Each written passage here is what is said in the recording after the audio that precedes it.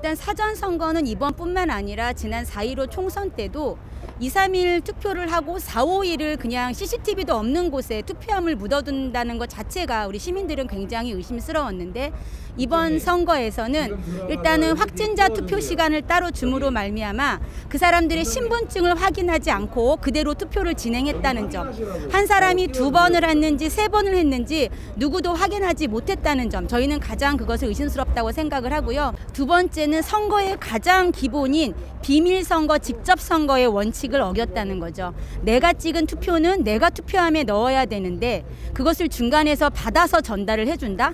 저희가 그 사람이 누군 줄 알고 그 표를 전달할 수 있겠습니까? 그래서 이것만 통해도 직접선거, 비밀선거의 모두 원칙을 어겼기 때문에 부실선거가 아니라 분명히 부정선거의 의심을 받을 만한 충분한 정황들이 있고 그 투표함 자체가 우리가 아는 일반적인 투표함이 아니라 뭐 쇼핑백, 편지 봉투, 쓰레기 봉투 이런 말도 안 되는 과정을 통해서 투표가 이루어졌다는 게 시민들이 부정선거라고 의심하는 여론 정황 중에 하나 속하고 있습니다. 사전투표에서 많은 문제가 발견됐습니다.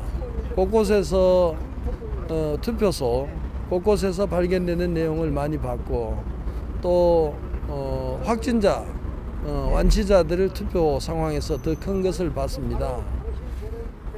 사전투표를 이미 했는 사람이 다시 할 수 있는 경우도 나타났고 또 비밀투표, 우리 투표의 가장 근원이 되는 비밀투표가 지켜지지 않는 그런 경우가 많았습니다. 예를 들자면은 투표함이 다 개방되어 있는 경우, 두 번째는 투표를 하면은 밀폐된 공간에, 밀폐된 박스 안에, 밀폐된 함 속에 넣는 게 아니라 그냥 사람의 손으로 건네주는 경우, 뭐 이런 거는 누가 뭐라 해도 비밀투표가 아니죠. 사전투표가 그대로 용인이 된다고 치더라도 제도적으로 이 사전투표는 많은 부정의 소지를 안고 있는 게 사실인데 이걸 갖다가 제도적으로 없애지 못하고 제도를 전체하면서 사전투표에 똑같은 그러한 부정이 자행된다면은 민주주의라는 것은 정말로 수렁에 빠져서 다시 건져낼 수 없는 그러한 아주 참담한 그런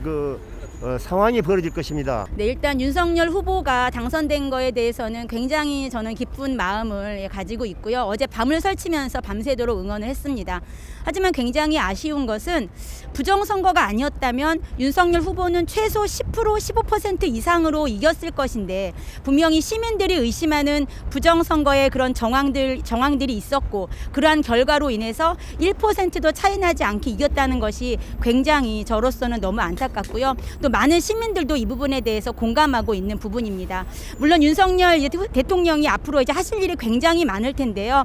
저희 입장으로서는 부정선거에 계속적인 의심을 받고 있는 사전선거제가 분명히 폐지되어야 된다고 생각합니다. 우리 대통령님께서 이 부분을 아셔서 앞으로 사전선거제를 폐지해 주셔서 다시는 부정선거에 의심을 받지 않는 대한민국 선거가 올바른 선거로 나아가기를 간곡히 부탁드리겠습니다. 투표 결과를 굉장히 걱정하고 고민했는데 국민 여러분들의 매의 눈으로 살펴본 부정투표 방지를 위해서 노력한 결과로 아마도 제대로 된 결과가 나오지 않았나 이런 생각을 합니다. 사실적으로는 더 큰 격차가 나지 않았나 싶은데 아마도 아주 아주 작은 격차로 이긴 것이지만 어쨌든 그 결과는 제대로 나왔다고 저는 봅니다. 진정으로 투표는 총탄보다 강하였습니다. 참으로 우리 국민은 절묘한 순간에 절묘한 그 방법으로 선거에서 윤석열 후보가 승리를 하였습니다.